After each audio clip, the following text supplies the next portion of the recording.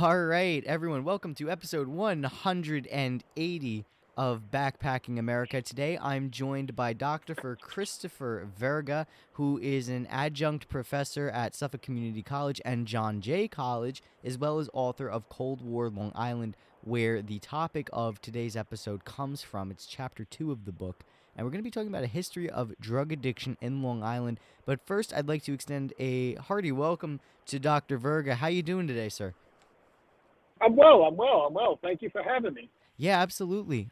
So drug addiction in Long Island, we all know this is a huge issue. It's plagued every town from Montauk to Floral Park, cocaine, fentanyl, the big one that killed little Pete from Long Beach, heroin, pills, the whole nine yards. And you dated it as originating in the aftermath of World War II in the early suburbia of the Levitt towns. So why don't you tell me a little bit more about like how this all started and what caused every Long Islanders to turn to the pill bottle instead of other healthy coping mechanisms?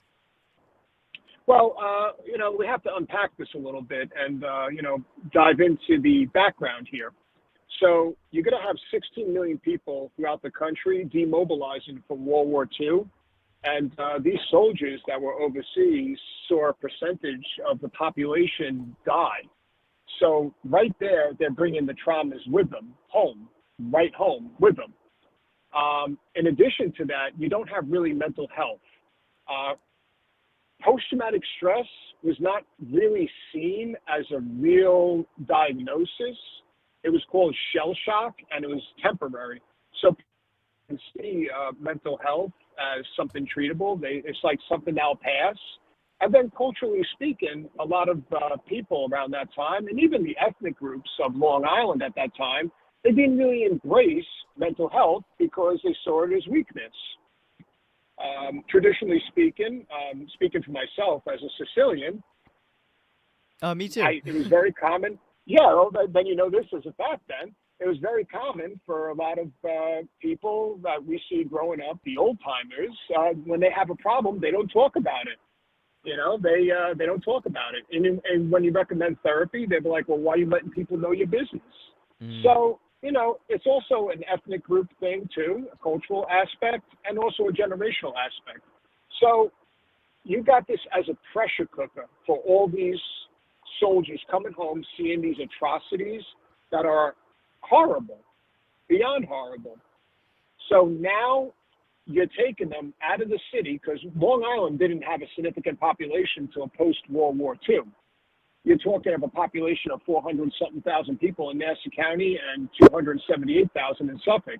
The 1.5 and 1.2 million in population is going to come after World War II with the developments such as Levittown. So you're going to take a lot of these soldiers who traditionally live in New York City and have a community to lean back on, and you're going to put them in, they're going to become kind of crabgrass pioneers in Long Island in areas like Levittown, and they're going to become secluded in their own little box houses of Levittown. So these box houses are going to become very volatile and emotionally speaking. And in addition to this, you got the Cold War going on. Russia and America just detonated nuclear bombs, and now there's an arms race. So now people are building bomb shelters. They think Armageddon's going to happen. This is triggering traumas from the soldiers that came home that lived there. And now you got the wife who's absorbing the brunt of all this trauma, trying to keep things level. And you got the kids in the house who's seeing the dad and the mother going through these problems. So this is all going to trickle into self-medication, essentially. No one to talk to, isolated within the four walls of their Levittown homes. And, there's no clear diagnosis except for self-medication. And a lot of these are going to be tranquilizers or Milton pills. So that's going to be the backdrop of how this drug problem is going to start in Levittown. Yeah, the way you wrote about it too made it seem like it called it out for what it is. It very manufactured and very manicured. especially with the popular media references you wrote in the book about shows like Leave It to Beaver. I actually watched that growing up because my grandparents would babysit me and they put it on, or my parents used to watch it growing up and they'd put it on. And it was very nostalgic, but from the horrors of the war, it was a picture that was painted to be the ideal. TV's just that; it's fake. And the way Levittown is set up, and I've studied uh, the Soviet response to building housing, right? How it's all designed to be communal. It's designed to be efficient and quick. We're gonna have these apartment buildings. Everyone's gonna live in this block where we have the school, the shop, the drugstore, everything. The whole community is going to be designed to be um, um, functional and communal. But Levittown, I was surprised that the Levittowns actually had their own school system and their own stores and such. But at the same time, it's like your own house, and the white picket fence and all that. So there is a seclusion that comes with having a house, and I even feel it in Yaphank, where it's not like a Levittown, but my neighbors, like a 2 minute walk away, not even. He's just like right down the street, and I haven't talked to them really in since I was a kid. So it's kind of like when you're not literally on top of people, you lose that social aspect, and that isolation is not good, especially for someone with PTSD and in a society where it's just not normal to talk. Like there's less distraction and more time to think. You know what I mean? And more pressure to Yeah. be looking in on the self, and especially with shows like that where it's kind of like, oh, I should be the submissive housewife and start cleaning, and there's a lot of pressure placed on me to serve my husband who's erratic from seeing his buddies genocided by Nazis. you know so Yeah. um how do you like overcome that? And I feel like as we moved on into the 60s, I feel like the kids felt that pressure as babies and decided to escape through drugs to liberate themselves from the anxiety and stress that their parents had. Well, yeah, they definitely did. But just to build on this a little more and unpack that, you made a lot of good points there. Also, you got to realize Levittown, like you were talking about how communities are designed. Levittown's very socially engineered, and so is the TV shows at the time. It's supposed to model what America is supposed to look like. It's supposed to model what the standards are, which are unrealistic for the majority of Americans. Mm. Levittown was socially engineered on all the levels.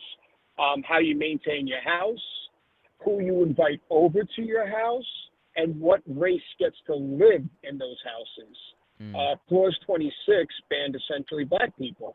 So, you had this socially engineered society, and you're going to have pushback on a socially engineered society. And that's going to come with the baby boomer generation, with the advent of the 60s. So yes, that's very true. But one of the people suffering a lot of the drug abuse, of course, is the poor mother who's going crazy trying to hold her house together.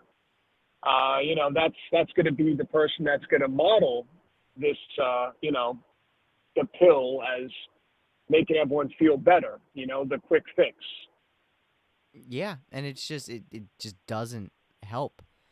You mentioned a good point too about how Levittown was, especially the parkways too, were a racist construct. But um, you mentioned how in the book, black people, black veterans were barred from being in Levittown, and I'm just kind of curious, because drug addiction is beyond white and black; it's all over America.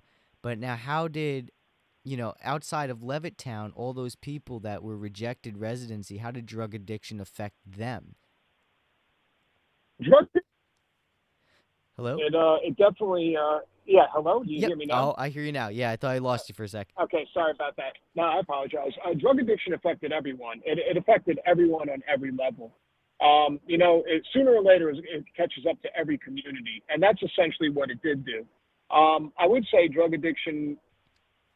I don't know if it affected the black community equally at the time, but eventually it did catch up. So they definitely suffered from drug addiction as well, to almost the same extent as people in Levittown.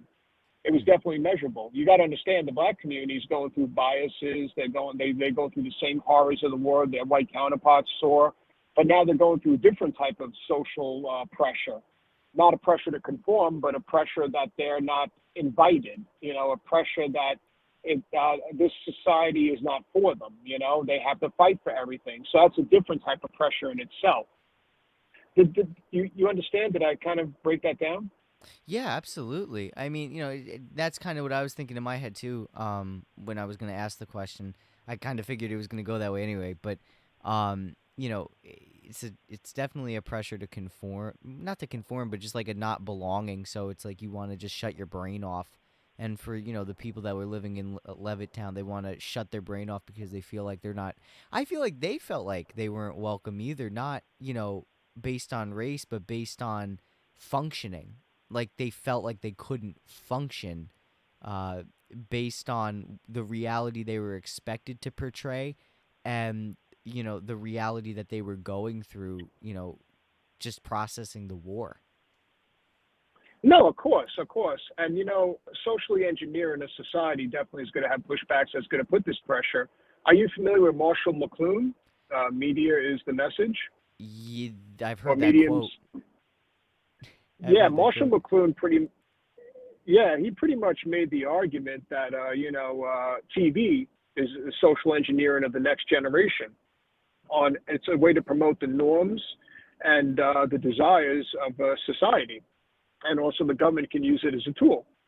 So, Leave It to Beaver is the best example. The strong father, at the center, the submissive housewife, and the sons that all bow down to their father. So this is going to be pressured to have that image in Levittown, like you said. It's an alienation too. Capitalism's naturally alienating, and I feel like it was interesting that Levittown was designed to be focused on the private automobile rather than, public transit, which absolutely could have happened in Levittown the way it was designed. Is there was no excuse for public transit not to even exist. At least just in their little communities, but um, the car was the focus of America at the time, especially because we were not populated at all. So I guess it made sense then. But there was a lot of independence, and it's like you have to be independent, you have to be independent. But with mental health not really being a thing and reserved only for the quote unquote crazies, uh, you know, it's like how do you be independent when you're struggling to take care of yourself? And I think that's Yeah. why concept like Levittown without a war involved would have been fine for the normal functioning adult, but for people that are racked with PTSD and addicted to drugs and are high functioning, it's very difficult to maintain that lifestyle, especially when you have that keeping up with the Joneses mentality that I know existed at the time, as well as the who's the best, the most socially aware. Because at that time too, there were the Tupperware parties, and there were the get-togethers like who you'd have in your home, bridge nights, and all that crap. Um, so there was a lot of communal pressure that people picked up from being socially engineered. It's like, okay, we're coming out of this post-war period. How do we, manage? How do we manage? Now tell me, coming out, for the kids, the baby boomers that ended up having to grow up under all of this, like how did they?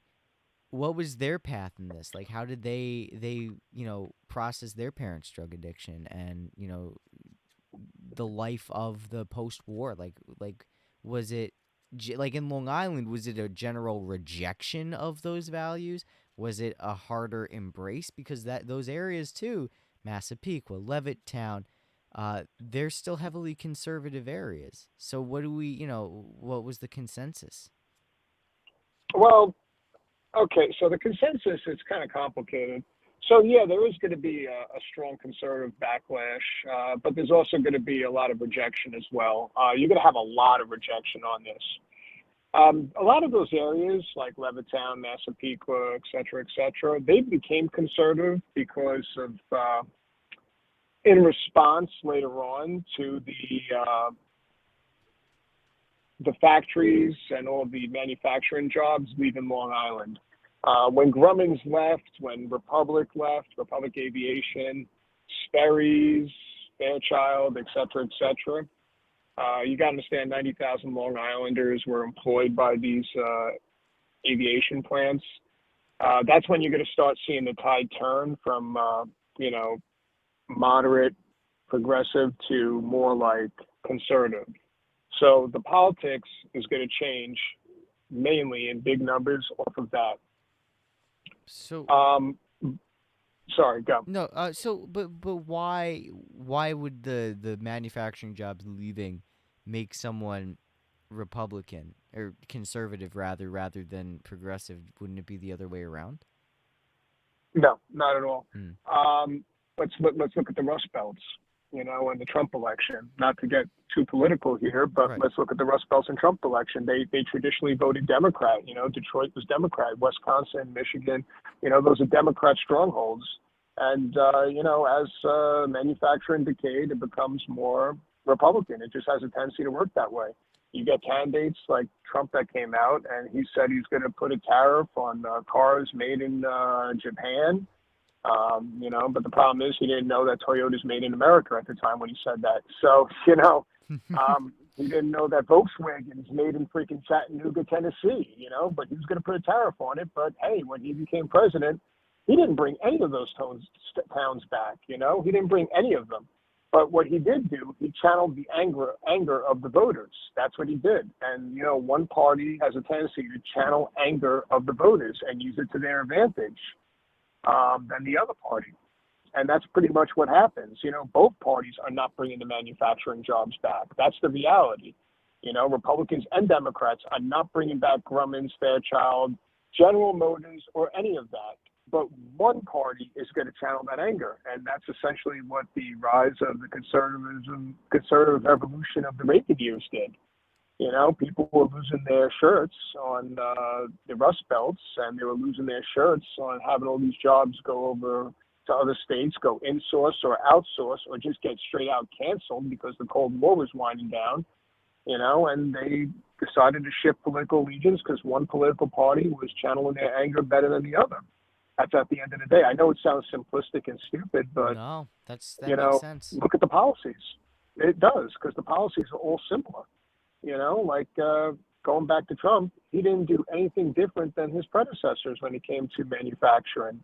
Not a single freaking thing, you know? Yeah. No, even I like how people, blame the gas on Biden or whatever, or blame gas on Trump, and it's just like it's the same. It's always been the same. It's literally like Bush and Obama. It was the same thing.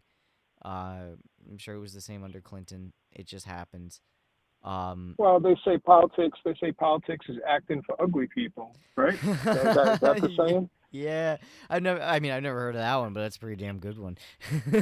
Yeah, yeah. Ronald Reagan was a washed-up actor. He became president. You know, Arnold Schwarzenegger got flabby and he became governor. You know, come on, let's be honest. You know, Yeah. so you know.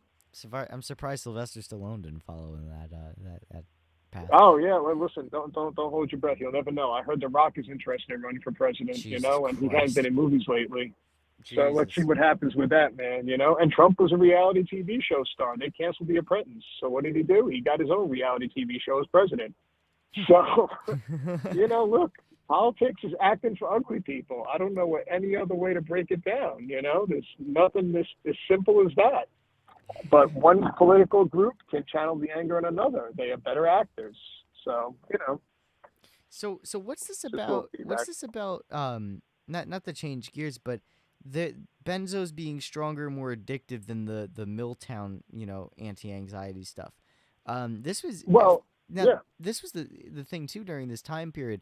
There was a lot of experimentation in the early 20th century. Um, we had the syphilis, the forced syphilis injections in the 20s and 30s on the black community, and now we had mind control stuff and using acid to melt people's brains and shit.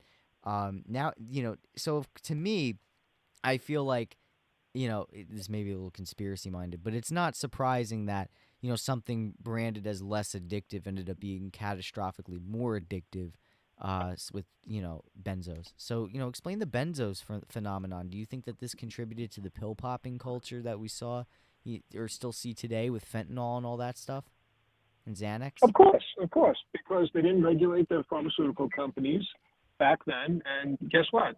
I don't see them regulating the pharmaceutical companies now. Like, let's be honest. No one wakes up in the morning and says, "Hey, I want to do heroin." Who does that? It's it starts with like pills. My back hurts. Here's a perk. My back hurts. Here's a Vicodin. I got a toothache. Here's a Vicodin. Hmm. And then they say, well, we got a time release capsule. That's going to be the only regulation we're going to abide by. But at the end of the day, the Vicodin sell. It's free market capitalism.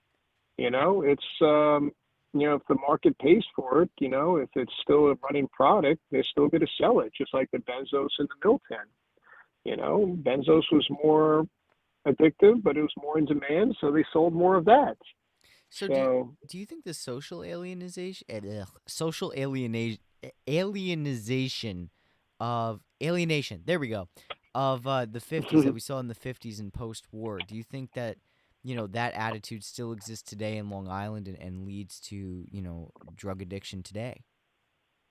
of course, of course, of course. Look at the ages of people that get into drugs. It's okay. Maybe you're not going to get the 16 million people coming home with traumas of war. You're still getting people coming home with traumas of war. As soldiers winding down from Afghanistan and everything. But it's not 16 million. But look at the main drug use. It starts in high school. Like adolescence is social alienation all the way. Yeah. Not fitting in, et cetera, et cetera. So it's you see it in the high schools. You see it play out with social alienation of adolescents. So yeah, it's still a reoccurring theme. It's definitely like one thing that I noticed when I was in high school and even now like on post grad is my friends often find ourselves saying there's like nothing to do in Long Island, especially there's nothing to do that's low cost or free. Like it's always revolved around spending money. Either you're gonna get food, you're gonna go to the mall, you're gonna go to a store, you're gonna go do something that costs money to do. You know, and you have to drive far to get to it. It's everything is expensive to do, and a lot of it's just like a money spending thing. Like there's nothing that's just kind of like low cost or free. And so that's one thing. And it's how many times can you go to the mall, or how many times can you go to Marshalls or Target? That's something we do is we just go to Target when we're bored. I mean, it's like stupid. When we were in high school, we would just do normal high school things, and we just loiter around or skateboard or just but it would always just be like we have to buy something eventually. You know what I mean? We have to pay table rent essentially. So it's just kind of like a lot of that happens because it's like just out of sheer boredom and like mind numbingness of like how you know there's not much to do. Um, it's Yeah, drug. but that's what Long Island is, though. It's socially engineered. I want to go back to that point. Not to Yeah. cut you off. I No, apologize. no, go ahead. It's socially engineered. They like when Levittown's built. They want to create this bubble. That's what they want to do. They want to create essentially a bubble. There's very few communities in Long Island that don't have a bubble. Um, they want this bubble around diversity. They want this bubble around ideas. You got schools that are like rejecting like ideas, like Smithtown. Smithtown, like freaking elected a whole new board that wants to gut the history department essentially because they say it's too close to critical race theory. You're not teaching people real life things. You're putting people in a bubble, and when people are in a bubble, they are isolated essentially. They become socially isolated. You know, Oh so yeah. it's not just like riding your skateboard. And there's so many places you can ride your skateboard, but it's because you engineered something to keep people socially isolated from the town next door that might have diversity. You socially engineered someone from the real world. So what is there left? What is there left? You limited people on what they can explore outside their four corners of their village or hamlet or town. So Yeah. yeah, It's the same concept. unfortunately, drugs seep in. It's the same concept with the parkways and how Robert Moses didn't want buses going through the parkways because he didn't want black people Hmm. to corrupt in his words his town. Even like Bellport, right? So like I went to Bellport High School. Um, there's North Bellport, and then there's the village, and it's separated by a railroad track, and the two parts of the town um are less than a mile away, but two have two distinct cultures and two variously different racial groups. North Belport is predominantly non-white, and Belport Village is predominantly white. And they're just separated by a railroad track. To get to, Hmm. from where I am to Patchogue, say I want to go out on a night, I can't take a bus if I want to go out at night. I have to take an Uber. So it costs a lot of money to get there, and it's also separated by like a 7 mile stretch, 8 mile stretch of county road, and these highways, while they look like they're uniting, it's not, because it's like you actually have to make a point to go into the town. You can't just kind of like mosey through and say, "Oh, that looks cool, let me pull over." It's very like you have to have a deliberate purpose to go there. Like, what is your purpose of being in this town? You can't just go exploring one day. You have to like make it a point to find something to do in that town and have like a mission. No, that's it sounds silly, but it's true. That's exactly pretty much what it is, But that's in the design, of a lot of these towns. And that explains the drug addiction. I feel like, I mean, I know drug addiction exists in all other parts, but like I went to school upstate, right? And upstate, it's kind of like a bubble too, but like everything's just far because there's not a lot of people. But there's like community. So like I went to school in Oneonta, right? And everyone knew everyone. Even if you were a college student and you interacted with non-college students, like you just knew each other. It's like, oh, that's the guy that works at the pizza place. He's been working here since he was 15, and his dad died, and you just know. You just talk to people, and you have to.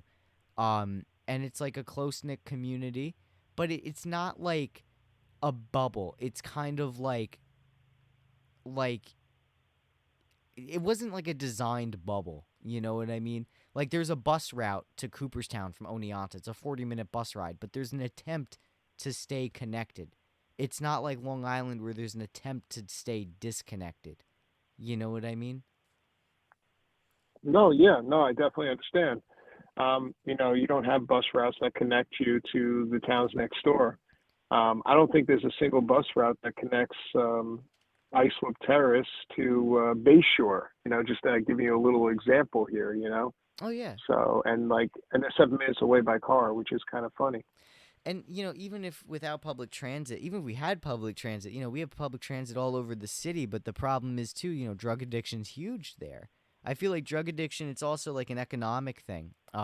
Because, even though, everyone had a house and at least some form of employment in Levittown, it was still like I got this off a loan. I didn't get this off of my own labor, so that had to be weighing too on families, that it was just kind of like, oh, I got it. I did fight in the war, but like this is also you know, my handout from the government. Am I defective? Am I worthy of receiving this? And there's also survivor's guilt, and there's the fact that, like you said too, when the Cold War wound down, a lot of those same workers were those soldiers that received those houses. So it's kind of like once everything dried up too, I'm sure the drug abuse skyrocketed, or at least the alcohol abuse skyrocketed. And it's no wonder that kids, frequently, because kids mirror their parents. If your parents smoked, you smoked. If your parents did drugs, you probably did drugs.